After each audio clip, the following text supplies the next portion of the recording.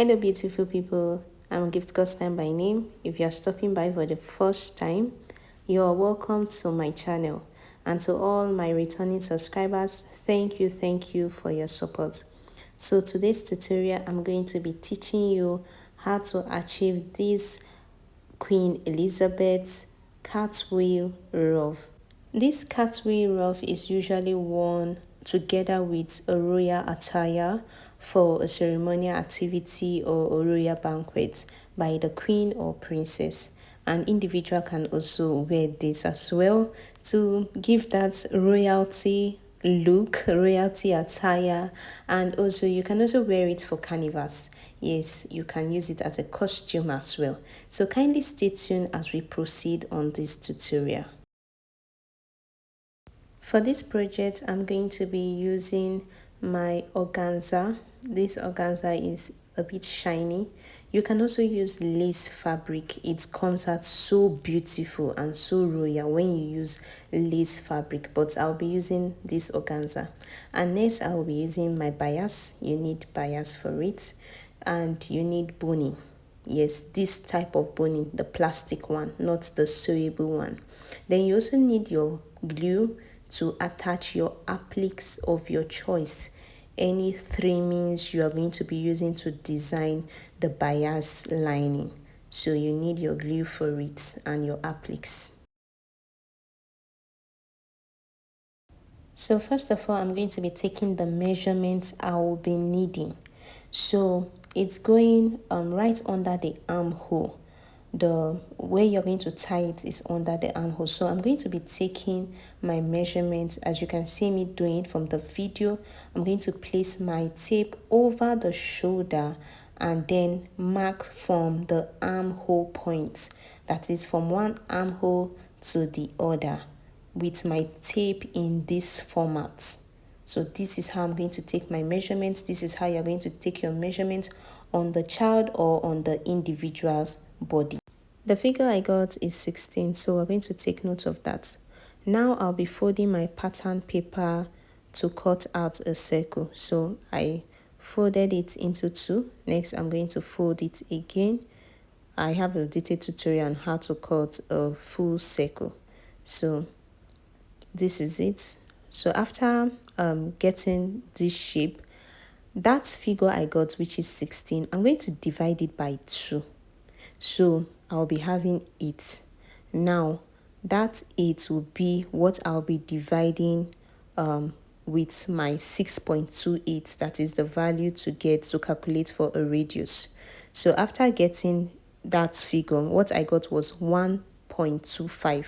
So I'm going to mark 1.25 from that tip all through till I get an arc.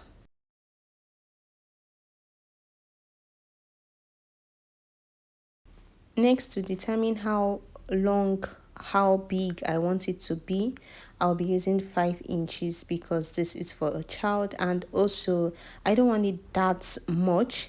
If you are using it for like a carnival or you want a costume, you can. For an adult, you can go as much as 8 inches, 9 inches, even 10, 12 inches. But for a child, for birthday theme, to give that royal look, 5 inches is perfect. And if you want for an adult also a comfortable length, I believe 7 inches is also perfect.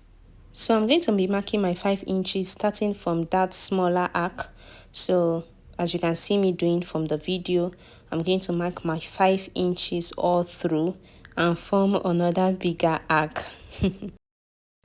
After forming the arc, next I'm going to cut it off, and then this is our circle.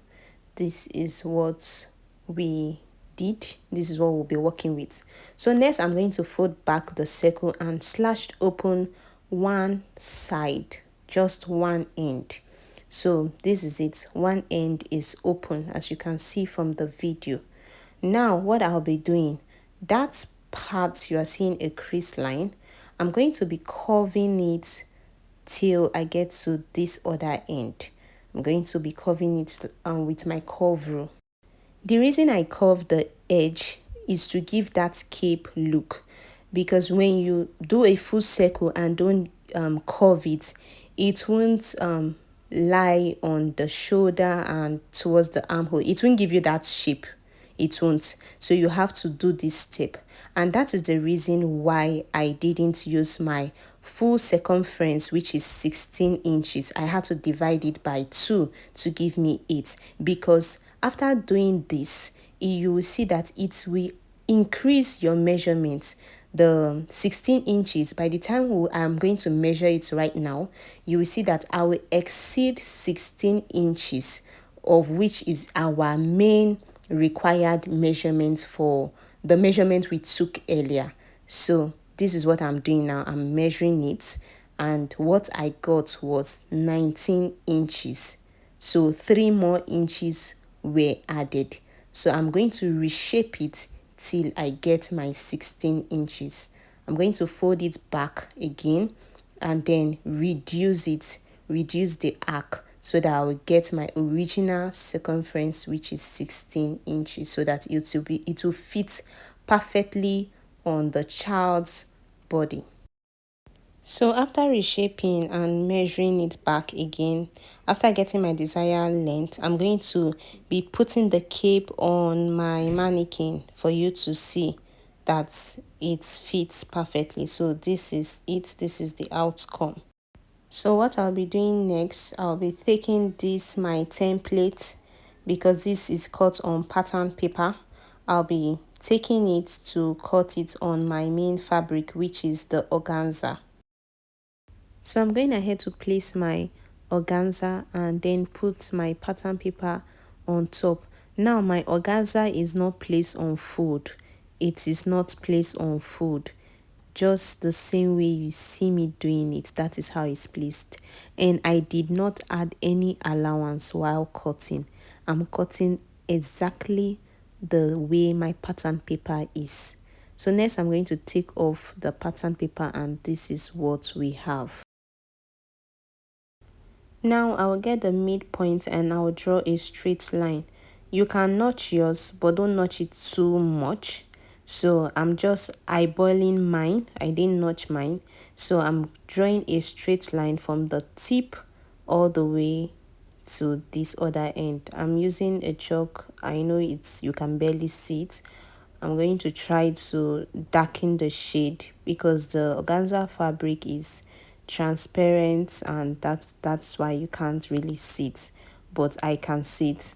So next I'm going to be using 2 inches with the spacing. I'll be marking my 2 inches from the bottom part, not the top part. So this is my 2 inch, and I'm going to draw the line to connect it to the top. Anyways, this part, because this is the part we're going to be putting our boning and our bias, you can do whatever pleases you, how much bias you want, that is how much boning you want. The structure, this will form the structure of this cape. So I'll be using 2 inches. You can use 1 inch, 1.5, 3 inch, whatever suits you. So that's what I'll be doing, but don't use too much spacing, because it won't give it that structure. You need the boning to actually give you the structure. So I'll be using 2 inch all through. Altogether I'll be having 5 boning case for this project. So after extending my lines, next I'm going to be taking my bias, and I'm going to be sewing my bias on the lines I just drew. So I'm going to be sewing my bias on the 2 edge of the bias. So what I'm doing, I'm cutting the bias according to the lines I indicated. So that is what I'm going to do all through the 5 lines I created. I've gone ahead to sew this bias on the organza fabric. Next, I'll be flipping it over to the other side, that is the wrong side. But this organza fabric doesn't have wrong or right side. So I will also be placing my bias tape directly on this other part, and be sewing my bias all through. So I've gone ahead to do that. Next, I'll be taking my bias again and sew at the top part of this arc. So as you can see me doing on the video, this is how I'm going to take my bias all through and sew. So I've gone ahead to sew all the parts I indicated, the lines and the upper parts of it. Next, I'll be taking my boning to attach on all the sides and also the upper part, and by the time we are through, you're going to see the structure. So while adding my boning, I'm not going to I'm going to leave half inch away so that I'll be able to sew my bias at that down part. So I'm not going to add my boning all the way till the edge. I'm going to be leaving half inch away. After adding the boning, as you can see, the structure is already made. Next, I'm going to take my bias to line the down part. So before doing it, I'm going to be leaving like some inches away. These inches will be used to tie at the back of the individual. So after leaving the required extended rope that I'll be using, I'm going to line the down part as you can see me doing, and when I get to the other edge, I'm also going to leave the same amount I left for the first part. Now for this down part, I'm not adding boning to it. Next, I'm going to be adding my decoration. So for you to know where to place your decoration, you see this part facing you, that is the part. This other part that is bent towards this side is the back part. Now I'll be using my hot glue and I'm going to be placing the glue on the lines, on the bias I mean, and then I'll be adding my appliques to it. So you can use any applique of your choice. Like I said earlier, I'm using what is available to me at the moment. So when you are adding your applique, do not add your applique on that down part where we have the bias at the down part, because that part will lie on your neck, on the individual neck region. So you don't want anything poking the person wearing it at their neckline. I'm going to continue doing the same thing, gluing the applique on the bias and avoiding that down part. So after that, you're going to see the outcome of it. You can also use the same applique for the upper part or a different one. So we are done with this cape and this is the outcome. I'm going to show you how you are going to wear it. So you're going to put it on the neck region like so, and then connect it from the armhole to tie at the back. Now you can decide for your dress to cover this up by wearing this before wearing your outfits so that this tying at the back will not be visible, or you can also make it visible by wearing your outfit then wearing this at the top part. So you just adjust it where it's necessary and we are done. So this is the end of this tutorial. Do not forget to give this video a thumbs up and subscribe to my channel. Bye.